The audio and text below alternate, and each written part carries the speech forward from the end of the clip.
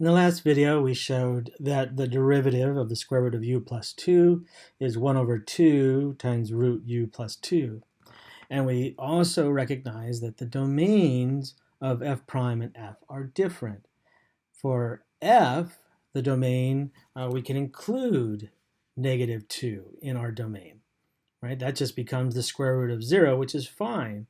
However, when we take the derivative at that point, we'd be dividing by 0. And so the domain of the derivative function is different from the domain of the original function.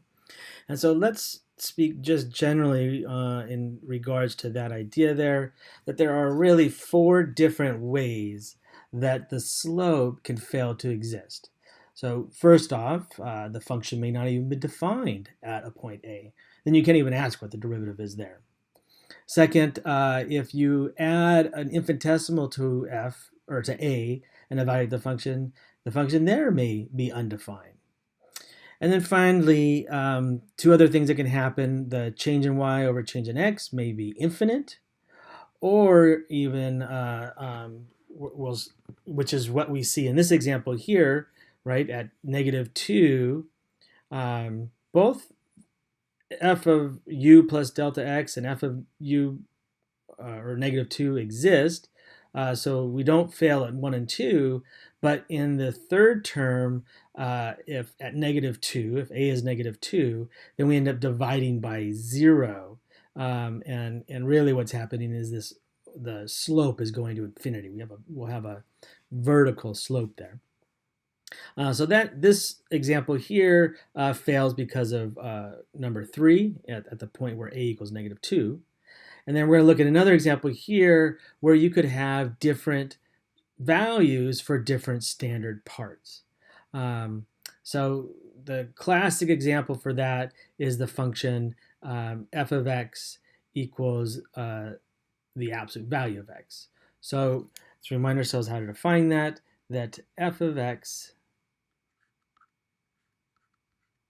is the absolute value of x. And the way we've looked at a couple different definitions of this, but I'll use the piecewise definition that it's equal to x if x is positive or 0, and it's equal to negative x if x is negative. Okay, so this should make sense. If I put 2 in here, 2 is positive, so it returns 2.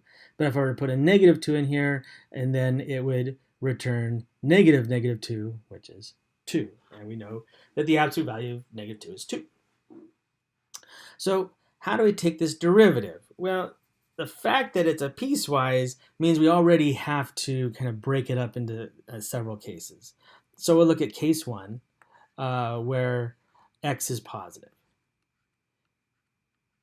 Then if it's positive, if I add an infinitesimal amount to it, that still will stay positive. And so then f prime of x is the standard part of the absolute value of x plus delta x minus the absolute value of x, all divided by delta x. And since everything in sight is positive, this is just the standard part of x plus delta x minus x all over delta x, which is the standard part of delta x over delta x, which is the standard part of 1. Whoops.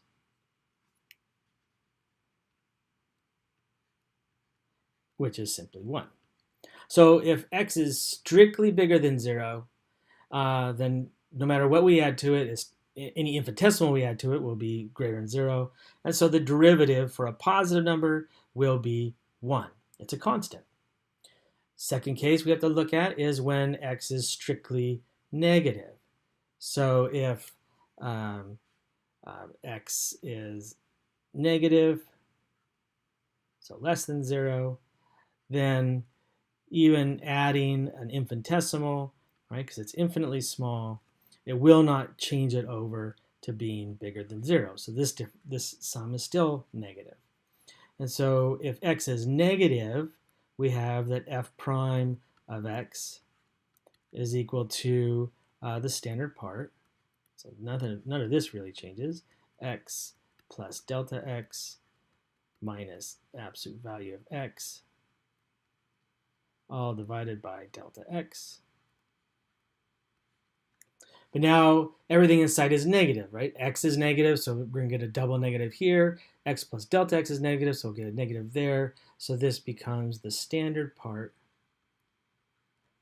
of negative x plus delta x minus negative x all over delta x.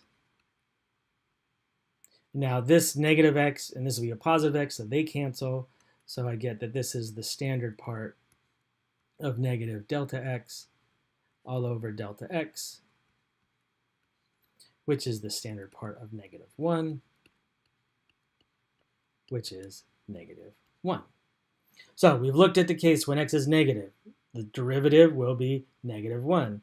We looked at the case when x is positive, and the derivative is positive 1. So the third case we haven't looked at is when x is actually 0. So what happens at 0?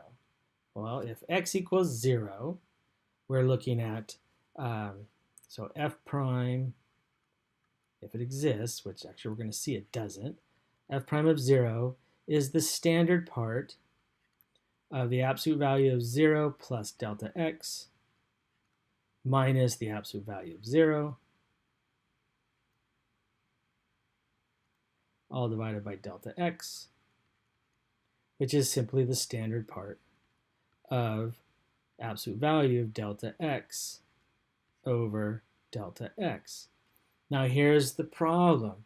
What is delta x? Is it a positive infinitesimal or a negative infinitesimal?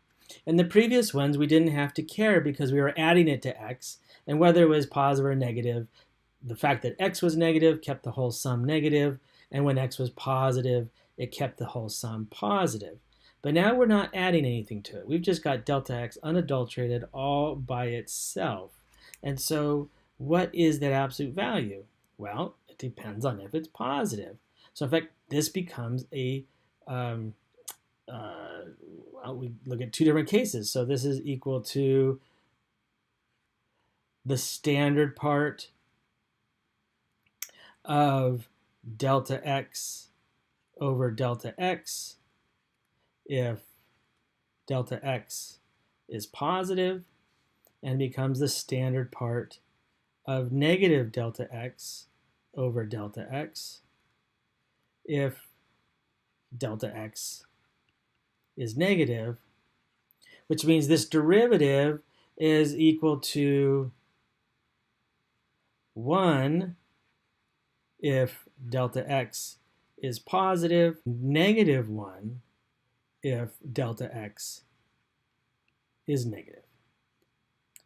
But now we have two different values for different values of delta x, which means our f prime does not exist at 0. We're in, if we scroll all the way back up here, we're in this fourth case where that ratio has different standard parts for different delta x's. In one case, if we put a positive delta x, we'll get a 1.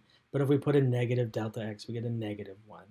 And so that derivative doesn't exist. So we can formally say that if f of x is the absolute value of x, then its derivative is itself, just like absolute value, it's a piecewise function.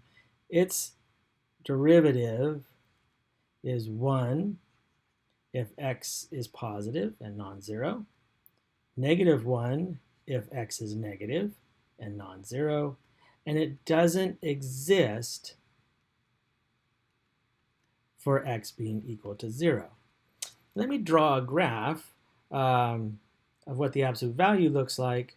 We know the absolute value function is a v, so it looks like this, something like that.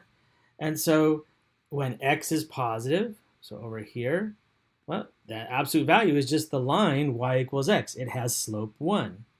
If, on the other hand, x is negative, then the line is f of x or y equals negative x, which has slope -1.